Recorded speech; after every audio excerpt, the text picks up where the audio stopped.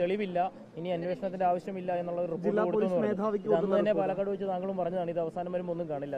ഇത് പാതിരാ നാടകമാണ് എന്ന പ്രതിപക്ഷത്തിന്റെ അഭിപ്രായം 2 പ്രാവശ്യം അടിവരയിട്ട് പോലീസ് ഇല്ലേ? എന്താ അവിടെ നടന്നത്? ഇവിടെ പെട്ടിയുമായിട്ട് അവിടെ വന്നിട്ടുണ്ട്. ഇത് CPM-കാർ, BJP-കാർ, കോൺഗ്രസ്സുകാർ, മാധ്യമപ്രവർത്തകർ എല്ലാം താമസിക്കുന്നൊരു ഹോട്ടലിൽ, CCTV ഉള്ള ഹോട്ടലിൽ സ്ഥാനാർത്ഥി പെട്ടിയുമായി വന്നു എന്ന് പറഞ്ഞൊരു പ്രചരണം ഉണ്ടാക്കി. രാത്രി 12:30 മണിക്ക് 2 വനിതാ കോൺഗ്രസ് നേതാക്കന്മാരുടെ മുറിയിൽ മാത്രം റെയ്ഡ് നടത്തി.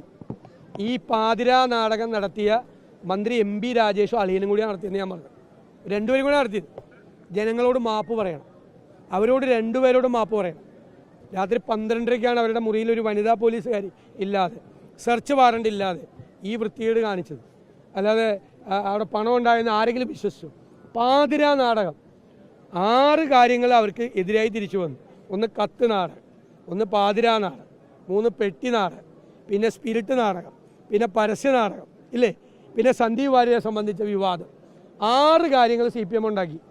BJP-ക്കെതിരെയല്ല, കോൺഗ്രസിനെതിരെ. 3-ാം സ്ഥാനം ഉറപ്പിച്ചിട്ട് കോൺഗ്രസിനെ തോപ്പിച്ച് BJP ജയിപ്പിക്കാനുള്ള അന്തരീക്ഷമാണ് അവരവിടെ ഉണ്ടാക്കിയത്. അത് ഞാൻ പറഞ്ഞത് ശരിയായില്ലേ? അപ്പോൾ ഇതെല്ലാം ഇതിന് ഉത്തരവാദികളായ ആൾ മന്ത്രി MP രാജേഷാണ് അതിൻ്റെ ഉത്തരവാദി. അദ്ദേഹത്തിൻ്റെ അളിയനെതിരെ നടപടിയെടുക്കാൻ പറ്റില്ല. മന്ത്രി മാപ്പ് പറയണം, പൊതുസമൂഹം, CPM-ഉം മാപ്പ് പറയണം. ചെങ്ങന്നൂർ MLA ആയിരുന്ന നമ്മുടെ രാമേന്ദ്രൻ നായരുടെ മകന് അവിടെ ഒരു നിയമനം, ആശ്രിത നിയമനം കൊടുത്തു. ഇപ്പോൾ സുപ്രീം കോടതിയിൽ നിന്നും വലിയ തിരിച്ചടി കിട്ടിയിട്ടുണ്ട്. ആശ്രിത നിയമനം എങ്ങനെ MLA-യുടെ മകന് കൊടുക്കും എന്നായിരുന്നു കോടതി തന്നെ ചോദിച്ചത്. അതൊക്കെ ലോകായുക്തയിൽ ചോദ്യം ചെയ്യപ്പെട്ട കാര്യങ്ങളാണ്. അന്ന് ലോകായുക്തയുമായി വലിയ വിവാദമുണ്ടായ കാര്യങ്ങളാണ്. അപ്പോൾ അത് ആശ്രിത നിയമനത്തിൻ്റെ നടപടിക്രമങ്ങൾ ലംഘിച്ചുകൊണ്ടാണ് അത് നടത്തിയതെന്ന് വ്യക്തമായി. ഞങ്ങൾ പറഞ്ഞ കാര്യം വീണ്ടും ശരിയാണെന്ന് പറയുന്നു. ഞാൻ പറഞ്ഞു, നിങ്ങൾ എപ്പോഴും ശ്രദ്ധിക്കല്ല നമ്മൾ പറയുന്ന കാര്യങ്ങൾ. അത് പിന്നീട് കുറെ ശരിയായി വരുമ്പോൾ മാത്രം. എനിക്കൊരു പിണക്കമുണ്ട് നിങ്ങളോട്.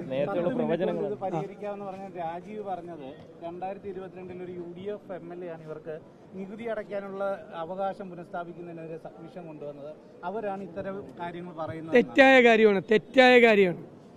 കാര്യമാണ്. ഞാൻ ചോദിക്കട്ടെ, ഈ LDF ഗവൺമെൻറ്, അച്യുതാനന്ദൻ ഗവൺമെൻറ്റിലേക്ക് ആ കമ്മീഷനെ വെച്ച് ഇവിടെ ഇത് വഖഫ് ഭൂമിയാണെന്ന് പറഞ്ഞ് അത് ക്യാബിനറ്റ് അത് അംഗീകരിച്ച് ഇല്ലേ? 2010 ഞങ്ങളുടെ ഗവൺമെൻറ് 6 കൊല്ലം ഭരിച്ചിട്ട് മുസ്ലിം ലീഗിൻ്റെ നേതാക്കന്മാർ ഈ വഖഫ് ബോർഡിൻ്റെ നേതൃത്വത്തിൽ ഇരുന്നിട്ട് ഒരു നടപടി ഇവിടെ ഉണ്ടായോ? ഞങ്ങൾ ആരെങ്കിലും ചെയ്തോ?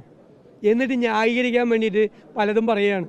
അത് ഞാൻ ചോദിക്കട്ടെ, ഇനി വാദത്തിന് വേണ്ടി സമ്മതിക്കുക, ഒരു MLA സബ്മിഷൻ കൊണ്ടുവന്ന് ഇവരൊക്കെ ഇറക്കി വിടുമോ? ഇവർ ആ പറയണത് തന്നെ ഒരു ന്യായമില്ലല്ലോ, അന്യായം ഉണ്ടല്ലോ. ഞാൻ വാദത്തിന് വേണ്ടി MLA കൊണ്ടുവന്നല്ല ഞാൻ പറഞ്ഞത്. MLA കൊണ്ടുവന്നു നോക്കുക, കൊണ്ടുവന്നു വിചാരിക്കുക. MLA ഒരു സബ്മിഷൻ കൊണ്ടുവന്ന അപ്പോൾ ഈ 600 ജില്ലാ ആളുകളെ ഇവിടെ നിന്ന് ഇറക്കി വിടാൻ വേണ്ടിയിട്ടുള്ള നോട്ടീസ് കൊടുക്കുക? അല്ല, ചെയ്യോ ഗവൺമെൻറ്?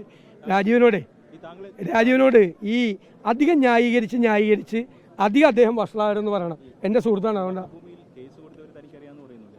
അതൊക്കെ ഞാൻ പറഞ്ഞുതരാം.